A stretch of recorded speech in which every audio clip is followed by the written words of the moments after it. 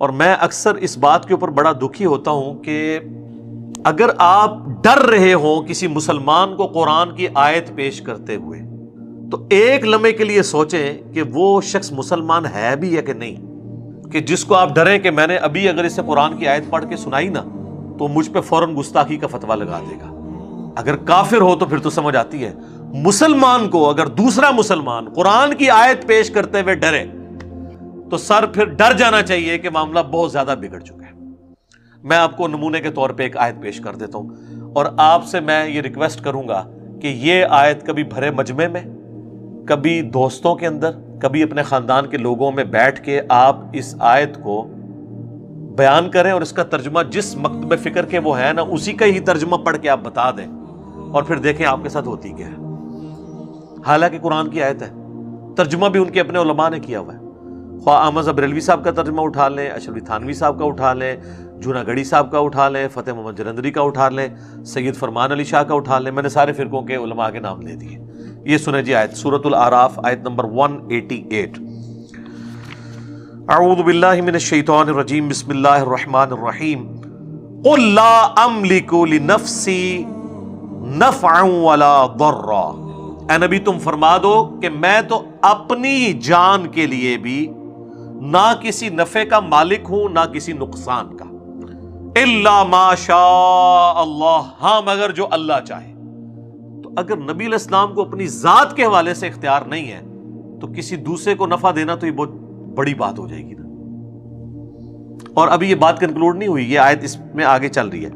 وَلَوْ كُنْتُ أَعْلَمُ الْغَيْبِ، اور اگر میں خود غیب جان لیتا ہوتا، جس طرح کہ ہمارے بریلویوں کا یہ عقیدہ ہے، جب ہم انہیں یہ بات کرتے ہیں تو وہ آگے سے لڑتے ہیں، نہیں نہیں ہم تو کہتے ہیں اللہ بتاتا ہے، نہیں نہیں یہ مسئلہ نہیں ہے۔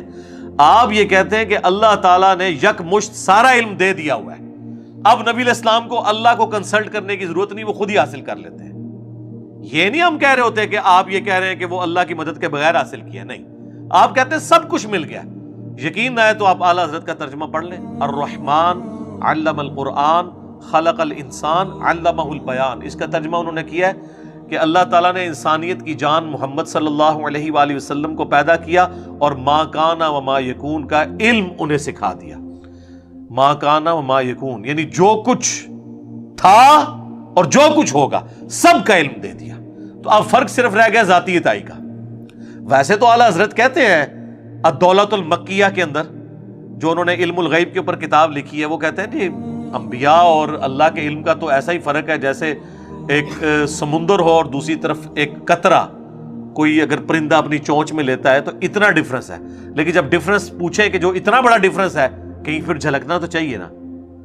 تو جیسے آپ یہ بات کریں کہ آپ نبی کے علم کو ناپ رہے ہیں، آپ تو بڑے گستاخ ہو گئے۔ ناپا تو آپ نے خود ہے، آپ نے کہا کہ سمندر اور قطرے کا فرق ہے، تو کوئی ہمیں موٹا سا فرق بتا دینا، تو فوراً گستاخی کا فتویٰ لگائیں گے۔ اور یہاں پہ اللہ تعالیٰ کیا فرما رہا ہے؟ اے نبی تم فرماؤ اگر میں خود غیب جان لیتا ہوتا، یعنی میرے پاس یہ کمپیٹنسی ہوتی، یہ کوئی کمپیٹنسی نہیں ہے۔ جس طرح عورت کو یہ اختیار نہیں ہے کہ وہ اپنا دودھ اتار سکے جب تک وہ دوائی استعمال نہ کرے یا نیچرل اس کی پریگنینسی نہ ہو جائے، اپنے اختیار میں نہیں ہے اس کی، اسی طریقے سے کسی پیغمبر کے اختیار میں نہیں یہ چیز ہوتی کہ اسے کوئی غیبی خبر پتہ چل جائے جب تک اللہ تعالیٰ اس پہ ظاہر نہ کر دے۔ یہ کوئی کمپیٹنسی نہیں ہے جو آپ سیکھ لیں گے اور پھر آپ جب چاہیں فارمولہ لگائیں اور آگے رزلٹ نکلے، نہیں۔ اگر تم فرماؤ میں غیب جان لیتا ہوتا، لستکثرت من الخیر، تو میں تو بہت خیر کثیر جمع کر لیتا، وما مسنی السوء، اور مجھے کبھی کوئی تکلیف بھی نہ پہنچتی، یعنی اگر مجھے مستقبل کا خود پتا ہوتا تو مجھے تکلیف ہی نہ پہنچتی۔ بالکل نیچرل چیز ہے، اگر ایک شخص کو یہ پتا چل جائے کہ میں یہاں سے نکلوں گا اور فلاں روڈ اتنے بج کے اتنے منٹ پہ کراس کروں گا تو ایک ٹریلا مجھے نیچے دے دے گا، تو وہ تو نکلے گا نہیں، اپنا راستہ بدل لے گا۔ واقعی جس کو غیب کا علم ہو جائے تو اس سے تو کبھی بھی کوئی تکلیف نہیں پہنچ سکتی۔ اور یہ نبی علیہ السلام کے حوالے سے بات ہو رہی ہے، بابے کدھر، بابے کدھر، ہائے ہائے ہائے۔ اے نبی تم فرماؤ اگر غیب میں خود جان لیتا تو میں بہت سا خیر کثیر جمع کر لیتا، مجھے کبھی کوئی برائی نہ پہنچتی، مجھے کوئی تکلیف نہ آتی کبھی۔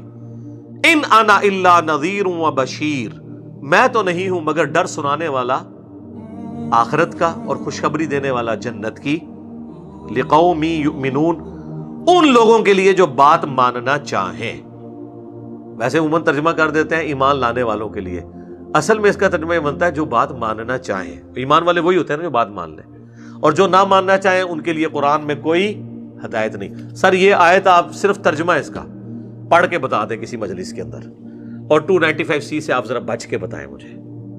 تو سر جس ملک میں، جس قوم کے سامنے، جس امت کے سامنے آپ اس امت کے پیغمبر کی کتاب کی ایک آیت نہ پیش کر سکیں تو سمجھ لیں کہ اس امت نے ابھی تک پیغمبر کو پیغمبر نہیں مانا جیسا کہ ماننے کا حق ہے.